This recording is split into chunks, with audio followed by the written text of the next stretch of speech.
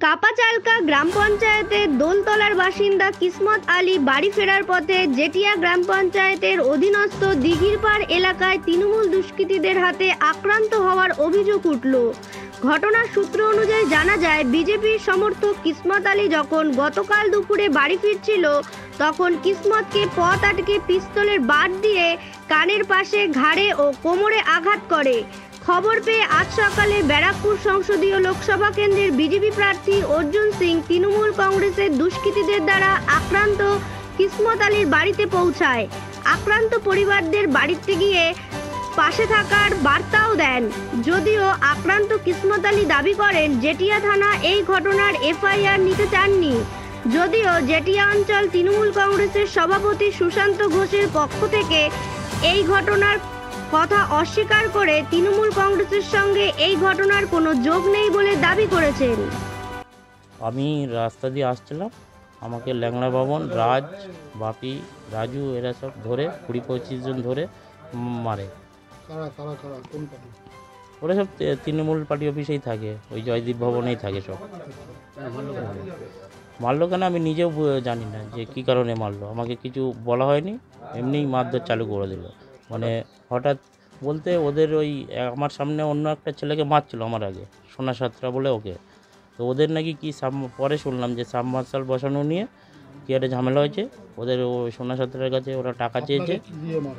আমাকে পিস্তলের বাট দিয়ে এখানে আঘাত করে, মাথায় আঘাত করে, এদিকে আঘাত করে। ঠিক আছে, আমি কোনো পার্টি করি না, আমি ব্যবসার মধ্যে করি, কিন্তু আমি সমর্থন করি। ঠিক আছে, বিজেপিতে দাদা এসেছিলেন এর আগের দিন আমাদের নালনা কালী মন্দিরে, ওই সভাতে আমি গেছিলাম। ঠিক আছে, সেই থেকেই আক্রোশ মনে করছে এটা। দাদা এসে আমাকে আস্তে আস্তে করে গেল, এমসে ভর্তি হওয়ার কথা বললো। আর মোটামুটি 15 থেকে 20 জন, ওই 4 জনকে চিহ্নিত করতে পেরেছি। ল্যাংড়া বাবন, আর হচ্ছে রাজ, আর হচ্ছে বাপি, আর হচ্ছে রাজু। আর বাদ বাকি ওদেরকে আমি চিনি না ঠিকভাবে। ঠিক আছে, এরা সব দুষ্কৃতী, এরা তোলারই এদের অভ্যাস। মারার সময় আমাকে মারছে আর বলছে কি যে কালকেও আবার তোকে মারবো, কালকেও আবার রাস্তায় বেরোবি, কালকেও মারবো। কী কারণ সেটা বলছে না। ঠিক আছে, আপনি কি থানায় গেছিলেন? থানায় গেছিলাম। ঠিক আছে, থানায় বড়োবাবু সব বলছে, সব মিথ্যা কথা বলছে। বড়োবাবু বলছে সব মিথ্যা কথা, এফআইআর নিচ্ছে না। মেডিকেল রিপোর্ট টিপোর্ট সব কিছু দেখাচ্ছে। ঠিক আছে, তাতেও উনি মানে করছে না, এখনো পর্যন্ত নেয়নি। প্রচুর আতঙ্কে রয়েছে। ওরা যেহেতু আমাকে শাসিয়েছে যে আবার মারবো, সেই জন্যই আতঙ্কে রয়েছি। প্রাণেও মেরে দিতে পারে, কেন ওরা পিস্তল নিয়ে ওই দিনকেই বলছিল গুলি করে দেবো, হুমকি দিচ্ছিল ওই দিনকেই। পুলিশের উপরে ভরসা নেই? পুলিশ তো কোনো কাজই করছে না, তো পুলিশের উপরে ভরসা রাখবে কী করে? আমি রাখবোটা কী করে? পুলিশ তো এফআইআরই নিচ্ছে না। পুলিশ বলছে সম্পূর্ণ মিথ্যা, সম্পূর্ণ সাজানো গল্প। দেখুন, ঘটনা কিসমত আলী বলে একজন ভদ্রলোক, নিরীহ মাইনরিটি মানুষ, কিসমত আলী। হ্যাঁ, উনি আসছিলেন ওই চেন গেটের ওখানে। কাউকে ওই ল্যাংড়া বাবন বলে একটা ক্রিমিনাল আছে, সে সৈকত ভওয়াল মার্ডার কেসেও ছিল, এখানকার বিধায়ক আর চেয়ারম্যানের রাইট হ্যান্ড, সবসময় ডান দিকে বাঁ দিকে ঘুরে বেড়ায়। সে পিস্তলে বাট দিয়ে ওনাকে কেন তুই এখানে দেখছিস তার জন্য তাকে মারধর করা হয়েছে। পিস্তলে বাট দিয়ে কোমরে মেরেছে, রড দিয়ে কোমরে মেরেছে, পিস্তলে বাট দিয়ে মেরেছে। এবার উনি থানায় যখন যান, থানা ওসি বলে কি উল্টে ওকে ধমক দেয় কি, ও বললো কি এখানে সিসিটিভি ক্যামেরা আছে, আপনি দেখে নিন। তো বললো তুই বেশি আমাকে সিসিটিভি ক্যামেরা দেখাচ্ছিস, তোকে দেখে নেব। আসলে এখানে জেপি পান্ডে আর থানা ওসিকে চাপ দিয়ে এইসব করাচ্ছে, থানা ওসির কাছে প্রেসার দিয়ে এইসব করাচ্ছে। ও পার্থভৌমিকের কথা ও ট্রান্সফার করেছে, এখানেই এসিপি আছে। আমি বুঝতে পারছি না ইলেকশন কমিশন কী করে ওকে এখনও রেখেছে। এখানে ওসি ছিল, এখানে এসিপি, ওর তো প্রায় 3 বছর এখানে রয়ে গেছে, তা কী করে ও এখানে আছে? আমি ইমিডিয়েট আজকেও ওর এগেনস্টে ইলেকশন কমিশনকে বলছি।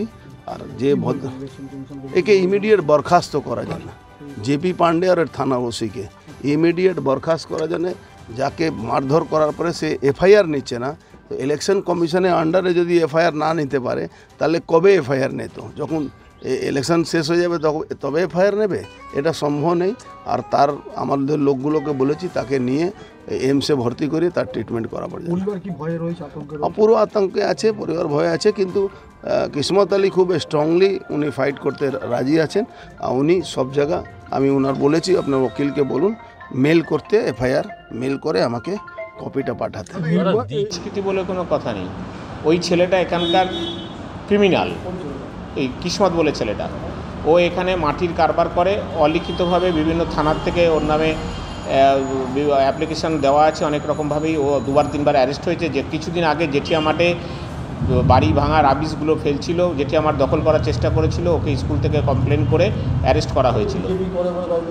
না না, ও কোনো দল করে না, ও কোনো দল করে না, ও কোনো দলের ছেলে নয়, ও একটা ক্রিমিনাল। ও এখানে মাটির কারবার করে। হ্যাঁ, দিঘির পরে আক্রান্ত হয়েছে, কি জানি সেরকম আক্রান্ত হয়েছে বলে আমার জানা নেই। এরকম আমরা কোনো ঘটনা, এতটা ঘটনা আমরা জানি না। আমরা এখান দিয়ে কিছু ছেলে যাচ্ছিল যারা হ্যাঁ আমাদের সঙ্গে জড়িত, বিভিন্ন এই ফ্ল্যাগ লাগায় তারা যাচ্ছিলো। আমি বললাম কী হয়েছে? বলছে কিসমত খুব গালাগালি করছে, ওখানে কি মাটি ফেলছে না কি হচ্ছে, কি টিউবওয়েল করছে না কি করছে, এই নিয়ে একটা কি ঝামেলা করছে, ও আমাদের খুব গালাগালি করছে। তো এরা যাওয়ার পর ওরা যখন বলেছে দাঁড়া তোকে সুশান্তদা কথা বলতে বলেছে, তখন আমার নামেও নাকি গালাগালি করেছে। আমি নিজে শুনিনি, ওরা এসে বলেছে। তখন ওদের মধ্যে ধস্তাধস্তি হয়েছে। কেউ ওই কত করে এখানকার বাবন বলে একটা ছেলে, আর একটা রাজ বলে একটা ছেলে, আর কয়েকজন ছিল। তারা এরা ডাইরেক্ট কোনো পার্টি না, কিন্তু তৃণমূলের সমর্থক। যারা মেরে তৃণমূলের সমর্থক শুনেছি, ওদের সঙ্গে ওই কোনো মাটি কাটার ব্যাপার নিয়ে ধস্তাধস্তি হয়েছে। হয়তো কেউ একজন একটা ঘুষি মেরেছে, তাতে ওর কানে বা নাকে কোথাও লেগেছে। এটুকু আমার শোনা খবর, আমি কেউ চোখে দেখিনি। থানায় অভিযোগ করেছে, তারা আজকে জেলে। শুনছি তাদের বেল অ্যাপ্লিকেশন হচ্ছে, শোনা কথা আমার।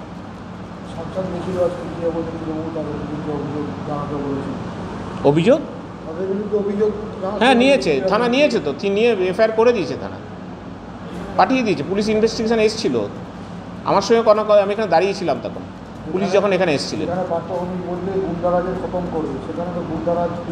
না না, এটা কোনো গুন্ডারাজের ব্যাপারটা সাময়িক একটা সাধারণ বন্ধুদের মধ্যে ঝড়াঝড়ি। ওরা একই সঙ্গে কদিন আগে ওই সিকিম থেকে ঘুরে এলো। ওই কিসমতের সঙ্গে আরেকজন ছেলে ছিল সোনা বলে।